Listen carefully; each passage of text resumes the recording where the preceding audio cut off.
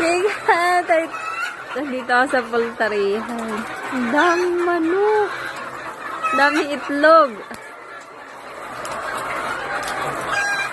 Wow.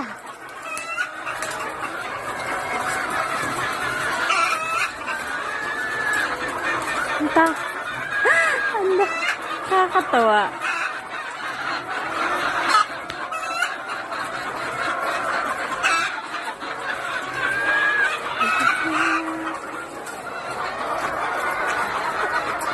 First time ko napasok sa poultryhan. Ang daming manok.